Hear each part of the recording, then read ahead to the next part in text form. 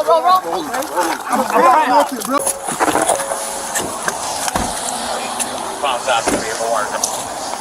Can you roll all the windows down? Thank you. You know why I'm stopping you? No. You roll those windows up. One, you're speeding on Ivy's 35, and two, you don't got your headlights on and it's raining outside. It ain't even raining. It's raining back there where we were. Okay. Sorry, son. You got your lights on? Huh? Oh my goodness. Is that McCree? Yes, sir. Wow. Haven't seen you in a while. Going fishing. You're what? Going fishing. Going fishing? Where's the fishing pole? In the trunk.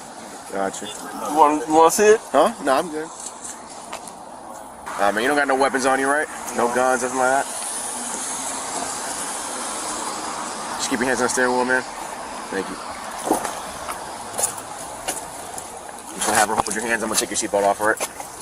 Hey, Mom. Don't call your mom McCree. Come on, dude. You've been through this too many times to call your mom, dude.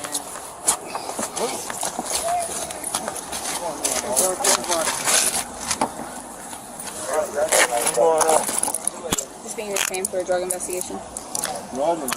Yes.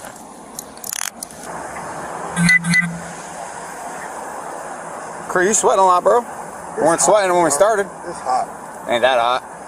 I'm wearing all this stuff. I ain't sweating. Oh, stop that nonsense. Well,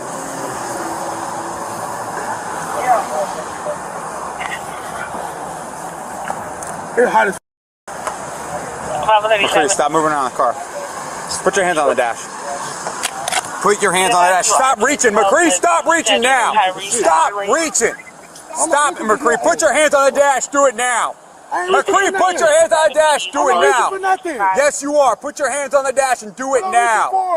McCree, hands on the dash now. Hands on the dash. McCree, get your hand out your pocket. Stop it. You're acting a fool. On the back of his head. You always pull this stuff. You haven't changed one bit, bro. Stop reaching. Hand on the dash, McCree. McCree, hands out your pocket and down. I don't have nothing. Put your hands on Mom, the can you dash. please come up here? Man, they soon they gonna get a fucking lawsuit, bro. I'm trying to get a car. Stay in the car until I tell you to get Man, I'm trying to get out, bro. I'm fucking finna pass out. It's hot. What's his name? Just comply. McCree. Put your hands on the dash and then it's hot, bro. I understand that. He trying to reach for something. I'm not reaching for nothing. I don't have anything in my pocket. Just come over here. I'm gonna keep on coming. We'll let you get on out, man. Just comply first, all right? Yeah, straight up. I got to say leave it. Straight up, me, bro. You shoot, what you gonna do? You shoot, what you gonna do? Grab his arm. Stop reaching. Okay, bro. Okay. Can I put my pants up? Stop. Let's go. McCree, on the ground. Do it now. Hey, go high and go low. Go low. Someone go low.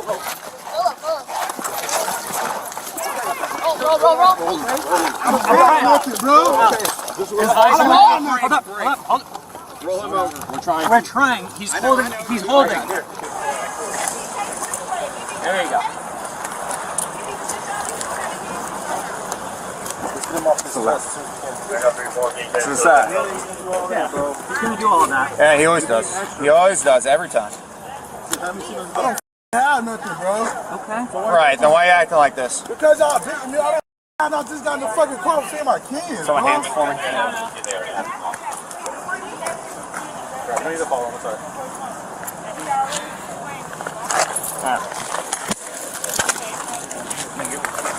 I'm going to start him on the Explorer. Stop you kicking me for? Kicking, I ain't kicking. You kicking me for, bro?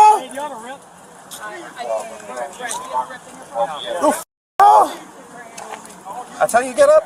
Bro, what you talking to me for? You stop. Man. Why don't you just listen? What the you talking to me You for, never bro? listen, bro. Never change. Haven't seen you in 3 years. You haven't changed one bit. Out my face, bro. Man, move, man. I ain't got that. You want to be able to get in a car, or are you just going to throw a tantrum the whole time? Get in the car for? What do you think? So you're going to get up on your own because you're going to have to go on the patrol car or you're going to make it harder. For what? So we would like you to stand What up am I on your going to jail own. for? You're going to jail. Too, man. For what? for this clearly. For what? It's called resisting. Alright? So, are you going to stand up on your own? Man, they just beat me up, bro. I know. You gonna get up? You gonna get up like a big man? He keeps kicking me. No, he kicking you. Y'all don't talk. Don't do nothing.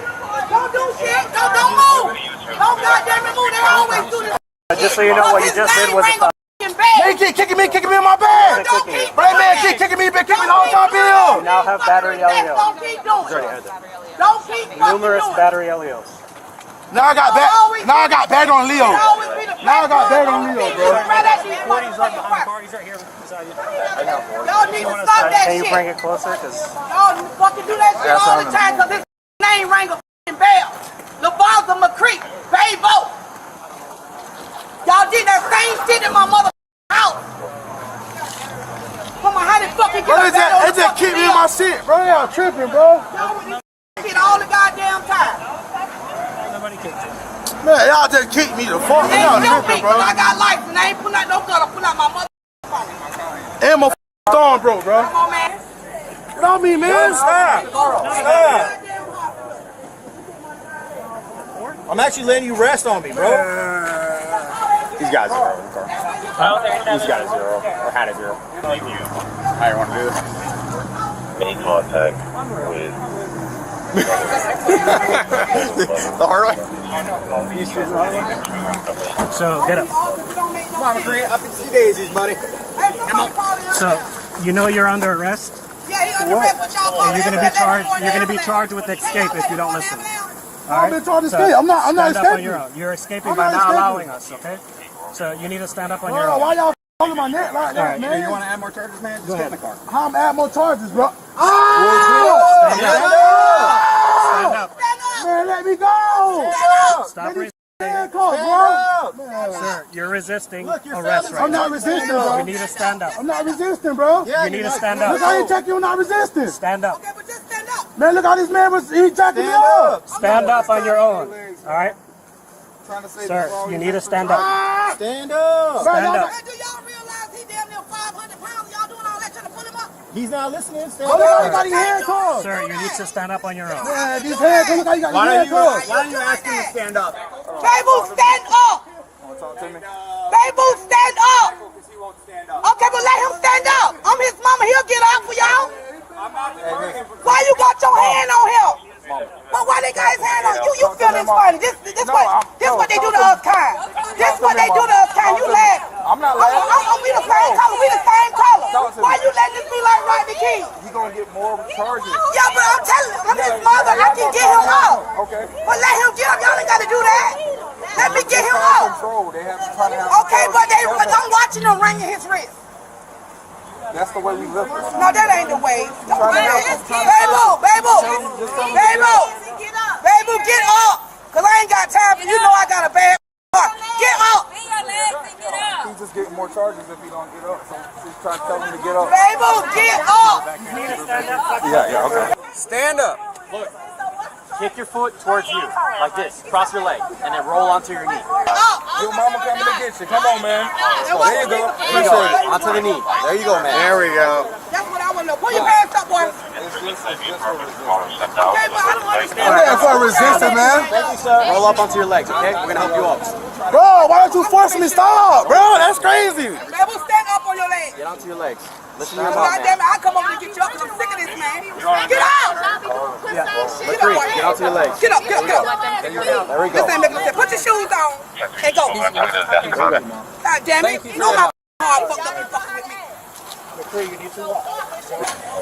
Y'all forcing me to the car, bro. You're going to Okay, y'all jail forcing me to the car. because you're not going. Is this his? Hey, is this his? Stupid, bro. Have we gone through it? I don't think it's been gone through Mamone and Haley. I don't want to go to the road because you've been dealing with this. Stop. Man, my fucking wrist. Last time. They fucking my fucking wrist, bro. Okay, but the lady said they just slacking. Why you doing all this? Can you calm him down if I get you there? Yeah, because... Come over here. Talk to me. Baby, Hold on. Baby, stop. Baby, please. Listen to your mom. Please. Baby, please. Stop. You me up, boy. Please, won't you let me walk into the car. Get in the car, man. Get in the car. We're trying to Because they forced me to stay and twist these handcuffs. Okay, they ain't finna let you go. They finna let you go. You finna walk to the car by yourself. Man, once I get in the car, bro, they not gonna worry about me no more, bro. Baby, come on, baby. Cause you, baby, you know I'm You know I got hard feelings. Don't do this. Don't do this. Go get in the car. I want to say, drag me to the car, bro. Come on, they not finna go get in the car. Cause you fucking me up. They know how to call the ambulance for me. Get in the car. He want to come be rough on that shit, but they don't even search me, bro. Sir, you got to be checked before you get in the car. Stop. Don't hit your head on the window on purpose. You're making everything longer process. I'm just saying that, man. All kind of stuff. Bro, why'd you put a force on me for? Turn around. You put a force on me for, huh? Finish searching me, bro. McCree, turn around. Please, baby. Don't even move. Don't even move. Don't even move. You know, I probably got about 5 6 charges, bro. I don't know what it's for. 5 6 charges, bro. What I I'm saying, can you get a bag or something? Yeah, hold on. Oh my God, why are you pushing me to the car, bro? McCree, this is why you need to be searched. Damn. Stop.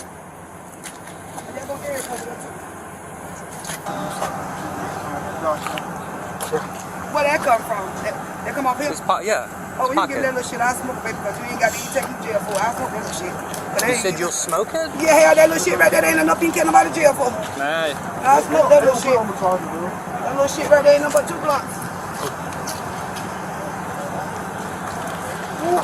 We live in an interesting day and age. Nothing. That ain't shit, that little shakes. What the bull's said. He's gonna make all the laundry smell like weed now, though, too. The laundry? Yeah. He's got a bunch of shake in his pocket. Oh. So when you go to do the wash, hopefully he washed his clothes. Hopefully. There's an ice pack here. I can do it. Okay, baby, sit sideways, get on in there and be doing this shit. And I can go home. Now, sit there, slide all the way back. Slide all the way back. You in a big truck now, ain't no use for that shit. Get on in now. Slide on back. Slide on back. Go back. Go back some more. Y'all got the air on in there, baby? What's that? The air on in there? Yeah. Okay, slide on back and turn yourself around. You in a motherfucking big old truck there. I can go see you back there, motherfucker. Come on. I hope I'm Okay, it's okay. Get in there. They say they check it. Tell the people at the jam. Get in there. Go all the way back. Bring your legs a little bit for they close the door. Come on, for they close the door. Okay, stop all that now. Okay. Thank y'all. Thanks, Mom. The moment an officer says, "Stop reaching," a line has been crossed. Not by the officer, by you. Because that command only comes when something you've done has triggered a threat assessment that can't be ignored. Understanding why that matters and what happens when you don't comply is the difference between walking away from a traffic stop and ending up in handcuffs facing felony charges. What you're watching isn't just a traffic stop gone wrong. It's a textbook example of how every single decision a suspect makes either de-escalates or amplifies risk. And by the end of this encounter, you'll see exactly how a man turned a simple speeding ticket into multiple felonies, one bad choice at a time. Let's start with what most people miss. The officer recognizes this driver immediately. That's not a coincidence. It's history. When law enforcement has prior encounters with someone, especially negative ones, that context shapes every interaction going forward. The casual tone at the beginning, the familiarity, it's not friendship, it's pattern recognition. This officer knows what to expect because he's dealt with this individual before. And that knowledge is about to prove accurate in the worst possible way. Now pay attention to the first major shift in this encounter. The officer asks a standard question. Do you have any weapons? No guns? Nothing like that. It's asked thousands of times a day during traffic stops. Most people answer verbally and keep their hands visible. Simple. Non-threatening.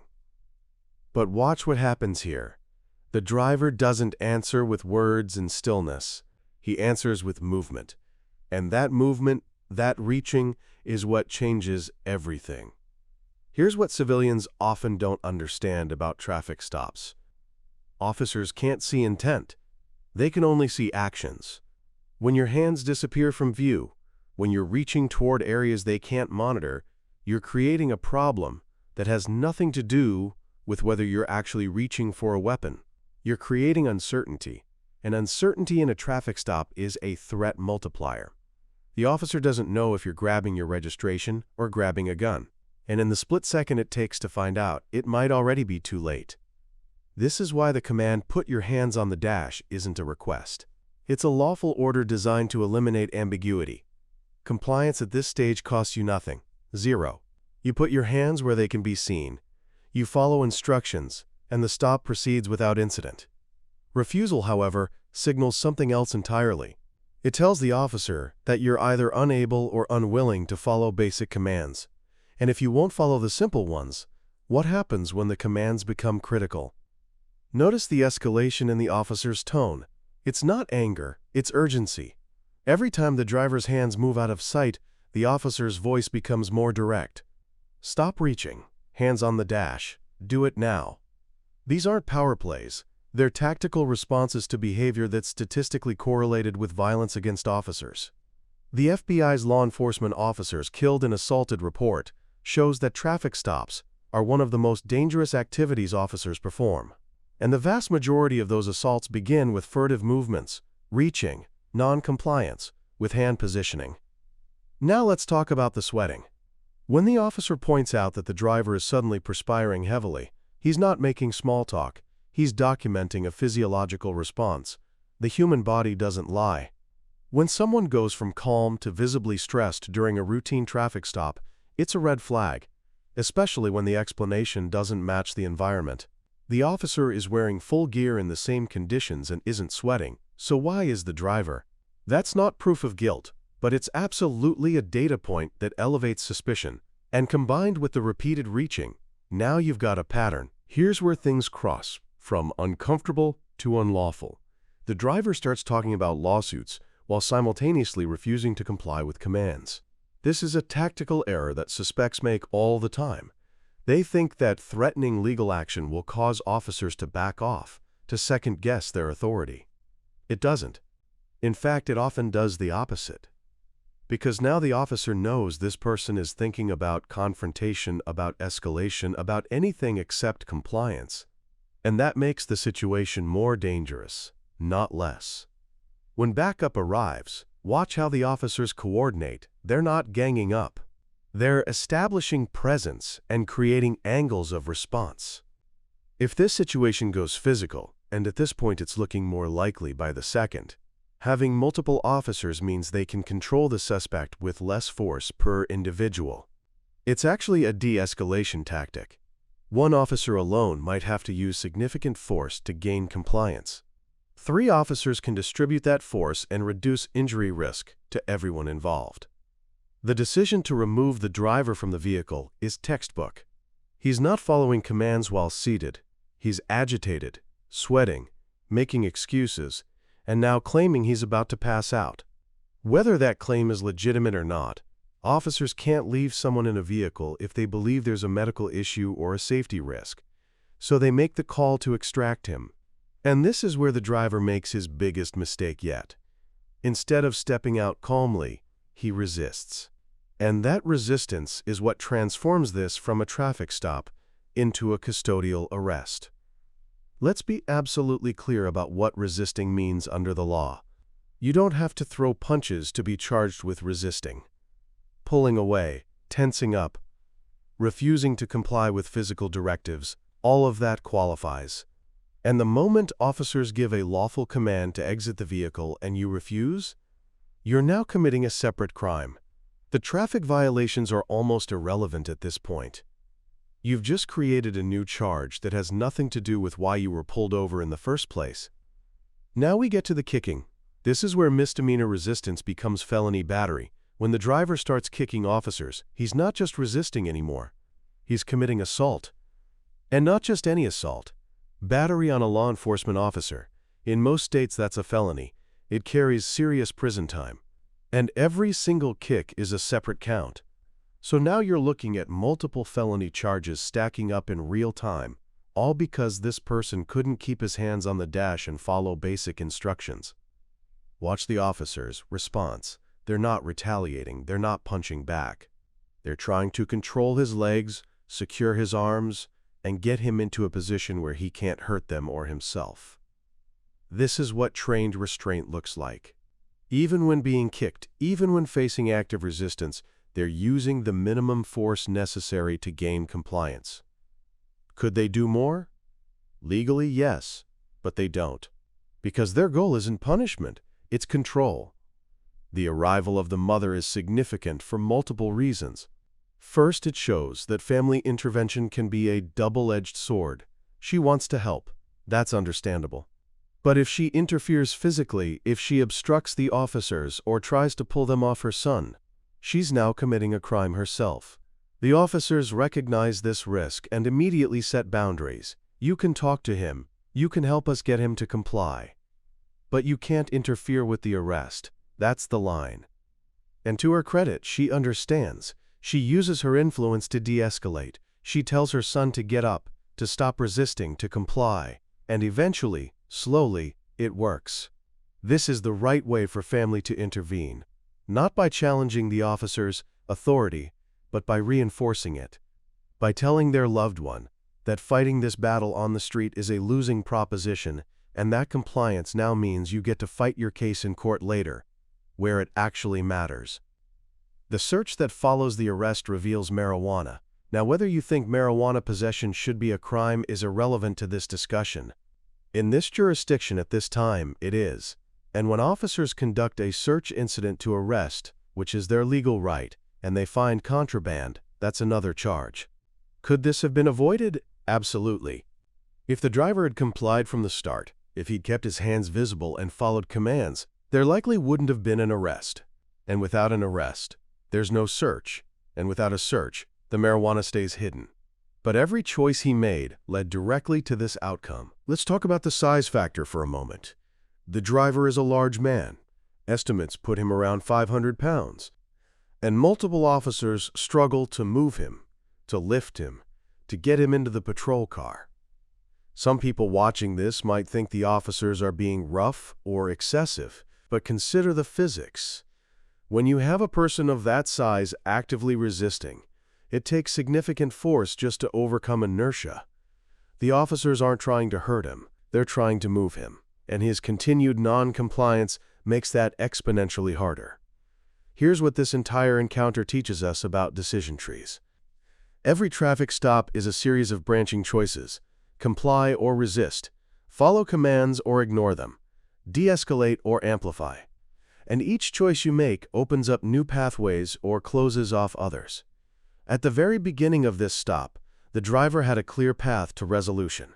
Answer questions, keep hands visible, accept the ticket, go home. But instead, he chose the path of resistance at every single decision point. And each of those choices narrowed his options until the only remaining outcome was arrest and criminal charges. The legal concept at play here is called constructive resistance. You don't have to actively fight officers to be guilty of resisting. You just have to make their job harder. Refusing to stand up when ordered? That's resistance. Keeping your hands in your pockets when told to show them? Resistance.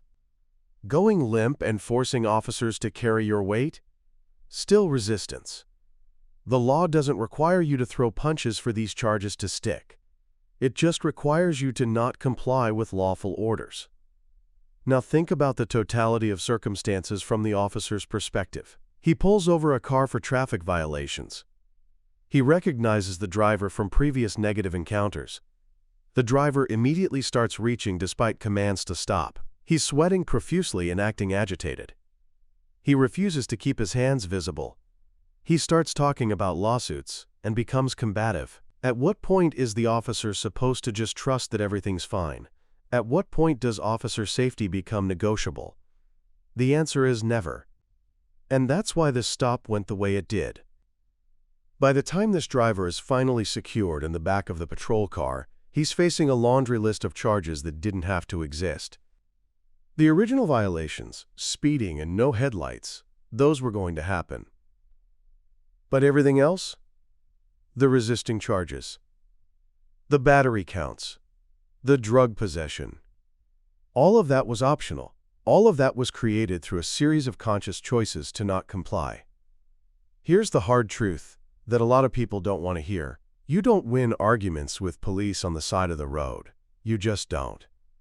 Even if you're right, even if the stop is questionable, even if you feel disrespected or targeted, the street is not the courtroom. And the time to assert your rights in a meaningful way is later, with an attorney, in front of a judge. Fighting on the street gets you charges. Fighting in court gets you remedies. This case will almost certainly end in a plea deal. The video evidence is overwhelming, multiple officers as witnesses. Documented commands that were ignored. Physical resistance on camera. Battery captured from multiple angles. No defense attorney is taking this to trial. The best outcome this driver can hope for is negotiating down some of the charges in exchange for a guilty plea on others. But he will have a record. He will have consequences. And all of it could have been avoided by simply keeping his hands on the dash. The final lesson here is about cascading consequences. One bad decision leads to another, which leads to another, until you're so far down the hole that there's no climbing out. If this driver had complied with the first command to keep his hands visible, none of the rest happens. No backup called. No physical confrontation. No arrest. No search. No additional charges. Just a ticket and a drive home. But he chose differently. And that choice, that single moment of non-compliance, set in motion a chain of events that ended with him in custody facing years in prison. The officers in this video did everything by the book. They gave clear commands. They escalated force only when necessary. They allowed family intervention to de-escalate. They documented everything. And they maintained professionalism even while being kicked and resisted. This is what proper police work looks like when dealing with non-compliance. No one got seriously hurt. The suspect is in custody. The charges are justified.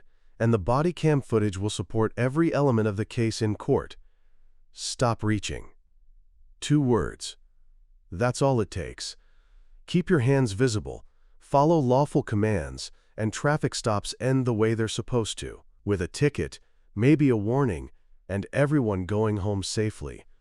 Fight that battle, refuse those commands, and you get what this driver got. Felony charges, a trip to jail, and a video that will be used against you in court. The choice has always been yours. Choose wisely.